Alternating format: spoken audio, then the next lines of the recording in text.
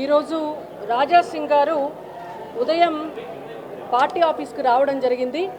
రాష్ట్ర అధ్యక్ష ఎన్నికలకు నామినేషన్లు స్వీకరిస్తున్న సందర్భంగా వారు వచ్చి ఇక్కడ ఈ ఎన్నికల అధికారి ఎవరైతే ఉన్నారో శ్రీమతి శోభా కరందాజ్లే గారికి నామినేషన్ పత్రాన్ని ఇవ్వడం కొరకు వారు రావడం జరిగింది.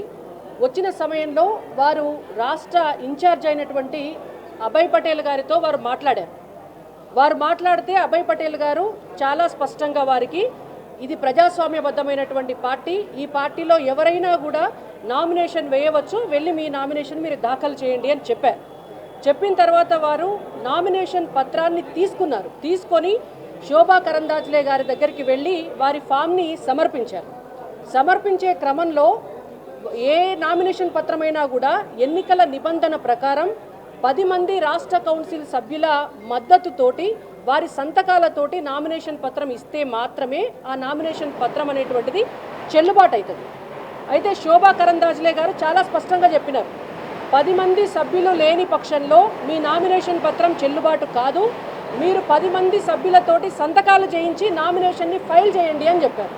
చెప్తే వారు బయటకు వచ్చి వారికి 10 మంది సభ్యులు సంతకం చేయడానికి 10 మంది సభ్యులు లేకపోవడంతో వారు ఉల్టా పార్టీని బదనాం చేసుకుంటా అబద్ధాలు చెప్పుకుంటా పార్టీ వారికి నామినేషన్ వేసేటటువంటి అవకాశం లేదని చెప్పి అబాండాలు వేయడం జరుగుతోంది. ఇది ఇవాళ జరిగినటువంటి వాస్తవమైనటువంటి పరిస్థితి. ఆ తర్వాత వారు కిషన్ రెడ్డి గారికి వారి రాజీనామా పత్రాన్ని సమర్పించారు. వారి రాజీనామా పత్రాన్ని కిషన్ రెడ్డి గారికి ఇవ్వడం చేత కిషన్ రెడ్డి గారు జాతీయ అధ్యక్షుల వారికి వారి రాజీనామా పత్రాన్ని పంపిస్తున్నారు. ఎందుకంటే వారు ఎమ్మెల్యే కాబట్టి వారి రాజీనామా పత్రాన్ని జాతీయ అధ్యక్షులు అంగీకరించవలసి ఉంటుంది.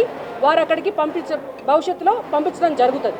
ఒకవేళ నిజంగానే రాజా సింగ్ గారికి రాజీనామా చేయాలి వారి ఎమ్మెల్యే పదవికి అని ఉంటే వారు డైరెక్ట్గా వారి రాజీనామా పత్రాన్ని స్పీకర్కి సమర్పించుకోవచ్చు. అండ్ ఇంకొకటి, వారి క్రమశిక్షణ రాహిత్యం అనేటువంటిది పరాకాష్ఠకు చేరిందనేది భారతీయ జనతా పార్టీ రాష్ట్ర పార్టీ అభిప్రాయం. గతంలో కూడా అనేక సార్లు వారు క్రమశిక్షణతోటి ఉండకపోవడం వల్ల వారు సస్పెండ్ అవ్వడం జరిగింది. అయినా పార్టీ మళ్ళీ వారికి అనేక అవకాశాలు ఇవ్వటం జరిగింది.